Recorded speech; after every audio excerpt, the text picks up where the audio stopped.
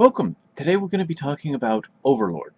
Overlord aired in the fall of 2015, and it's a very good intro to pragmatic anime.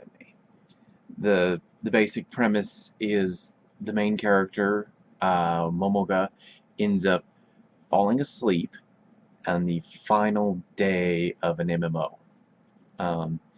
It's the final day he's seeing the servers shut down on an MMO called Yggdrasil. And Yggdrasil kind of,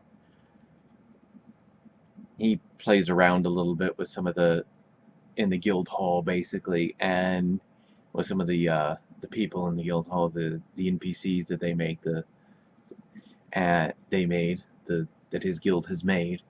And he closes his eyes and on 2 minutes to countdown, and when he opens his eyes again, he's in his character. So it's another stuck in an MMO thing, but it's not quite the same because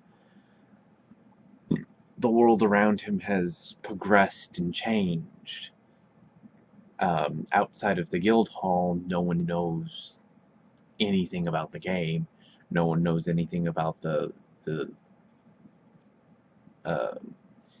their guild at all, and they used to be one of the strongest, if not the strongest, guild in the game. So, uh, so he doesn't know anything about this new world, and they approach it very, very cautiously.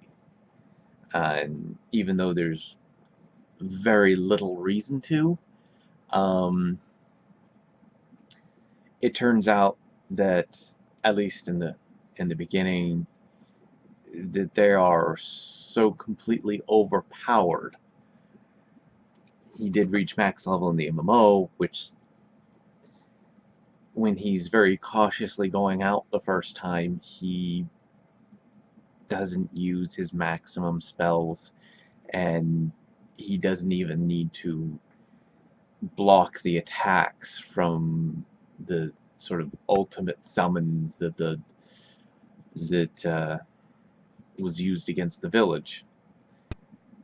Even though he is being undead, he was weak to holy attacks, and they were angels. You don't need to, in MMO terms, you don't need to block against gray mobs.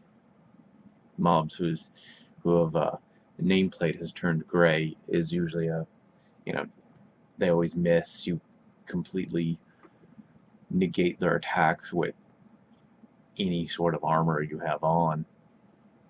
But it's not uninteresting to watch. A lot of pragmatic animes kind of tend to get a little dull because they get into policy and economics and that sort of thing. But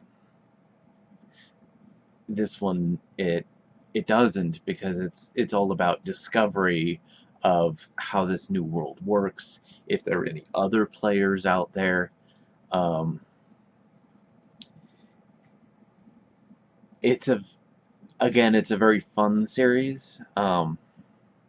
It's not very perverted, even if it has one or two scenes in the first couple episodes that might seem that way. Mostly because Momoga is undead. He doesn't quite. When he started getting into that feedback loop of what am I doing? This is sort of, this is perverted. He ends up calming down by a magical means. Is he's truly undead now, so he always maintains this calm exterior.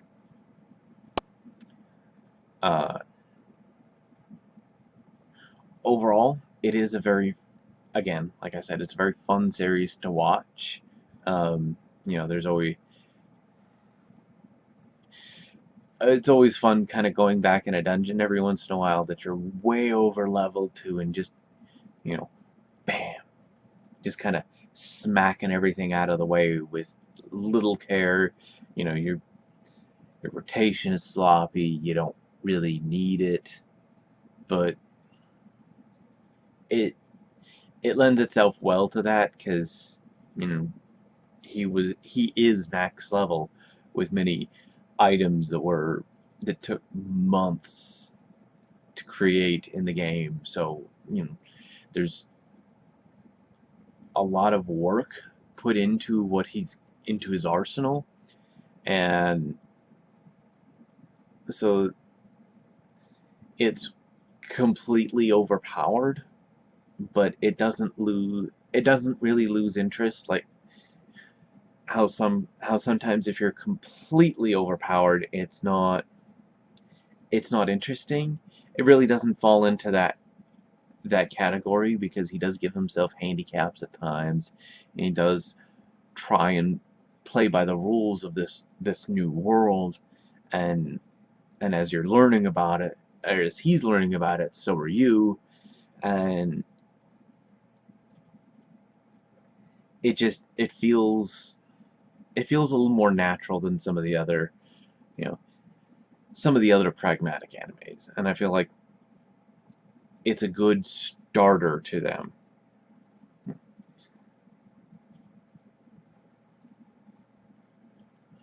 That'll be it for this week.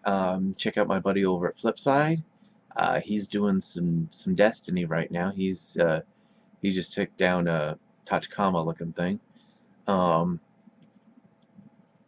Next week we've got even more Conception, and after that we'll talk about everyday life with monster girls. I'll see you then.